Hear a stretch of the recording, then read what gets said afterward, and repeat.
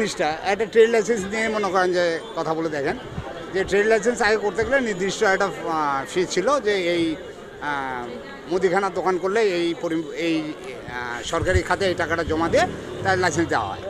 সেই জিনিসটাকে উঠে আবার শুষ্ক হার বৃদ্ধি করছে 2000, হ্যাঁ 2000 বৃদ্ধি করছে।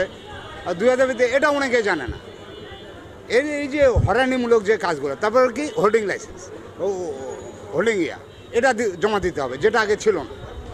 এটা কে বা কাহারা করতেছে এটা তো আর বলার অপেক্ষা রাখে না। তো হোল্ডিং ট্যাক্স লাগাইছে, হ্যাঁ, যেহেতু দেখা যাচ্ছে রংপুর সিটি কর্পোরেশন 33টা ওয়ার্ড, 33টা ওয়ার্ডের মধ্যে প্রায় 16-17টা ওয়ার্ডেই কিন্তু হোল্ডিং ট্যাক্সের কিন্তু আওতায় নাই।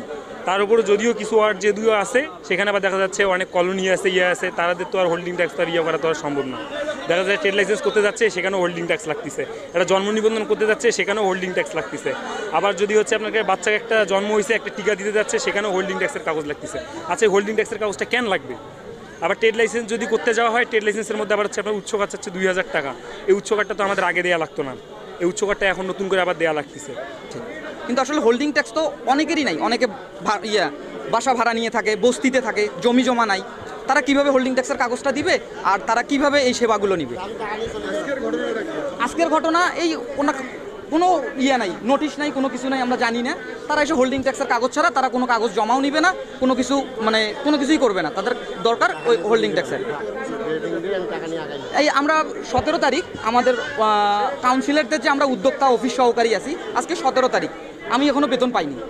এটা হয়রানি মনে করলে করা যাবে না কেন? আমরা তাদেরকে বুঝিয়ে বলছি। যেমন ধরেন একটা সে ফর্ম ফিল আপ করছে, তার একটা ডকুমেন্ট শর্টেজ আছে, সে কি বাসায় গিয়ে সেই কাগজটা নিয়ে আসবে না? মনে করেন সে একটা চাকরি নিয়োগের জন্য অ্যাপ্লাই করবে, একটা কাগজ যদি শর্টেজ থাকে, সে বাসায় গিয়ে অবশ্যই সেটা নিয়ে এসে তারপরে জমা দিবে। তো কাজে আমরা যখন তাদেরকে অভ্যস্ত করছি, তাদেরকে বলা হচ্ছে যে হ্যাঁ আপনারা এই বিলের কপিটা এখানে যুক্তি করে দেন। সে হয়তো আরেকবার গিয়ে যদি থেকে থাকে সে সেটা নিয়ে এসে জমা দিচ্ছে, আর যে না থাকতেছে সে যৌক্তিক কারণ দেখাচ্ছে, সেটা ছাড়াই আমরা তখন তাকে সেবাটা দিয়ে দিচ্ছি। এখানে আমি মনে করি না যে আমাদের কোনো ভুল আছে। আপনাদের মতামত থাকলে আপনারা দিতে পারেন।